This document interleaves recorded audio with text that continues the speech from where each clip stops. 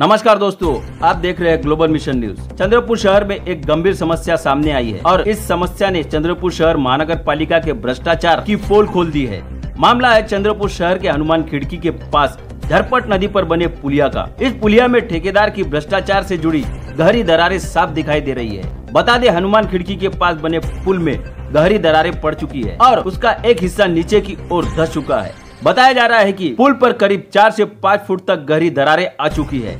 बावजूद इसके रोजाना इस पुल से पैदल यात्री, 2 पहिया वाहन और 3 पहिया वाहन गुजर रहे हैं, जिससे किसी बड़े हादसे की आशंका बनी हुई है। इसी मुद्दे को लेकर महाराष्ट्र नवनिर्माण सेना के चंद्रपुर शहर अध्यक्ष पीयूष दुबे जनहित विधि ने मनपा आयुक्त को लिखित निवेदन दिया है। मनसे ने मांग की है कि इस पुल की तुरंत रिपेयरिंग की जाए और यदि जरूरत पड़े तो एक नया और मजबूत पुल बनाया जाए, ताकि किसी बड़े हादसे से पहले लोगों की सुरक्षा सुनिश्चित हो सके। पीयूष दुबे ने चेतावनी दी है कि अगर मनपा प्रशासन ने समय रहते कार्रवाई नहीं की तो मनपा प्रशासन के खिलाफ मनसे स्टाइल में आंदोलन किया जाएगा। इस मौके पर उनके साथ जनहित जिला अध्यक्ष सुनील गुड़े, रमेश काड़बांदे, राजू भाऊ कुकड़े, विजय तुर्क्याल, कैलाश वलकोड़े, आशु वाकड़े, संघर्ष कामड़े, आकाश बोयर सहित कई मनसे सैनिक मौजूद रहे। अब देखना यह होगा कि चंद्रपुर मनपा प्रशासन कब तक इस गंभीर समस्या की सुध लेता है या फिर लेता है भी कि नहीं। ग्लोबल मिशन न्यूज के लिए बस इतना ही। धन्यवाद।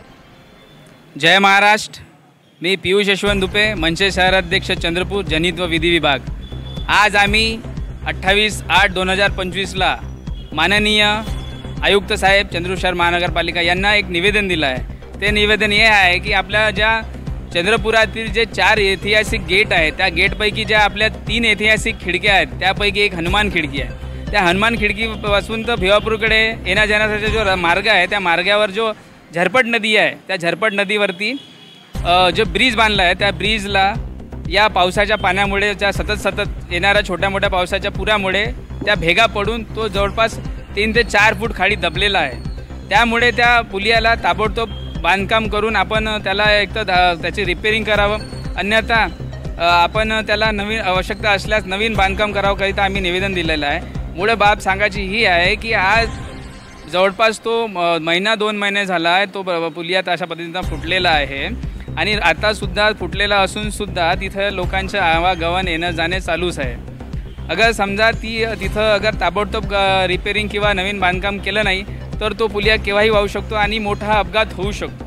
हा मोठा अपघात न व्हावा त्याच्या अगोदरच माननीय आयुक्त साहेबांनी त्याचं काम पूर्ण करावं, अन्यथा आम्ही महाराष्ट्र नवनिर्माण सेना मनसे स्टाईल आंदोलन करू। जय महाराष्ट्र।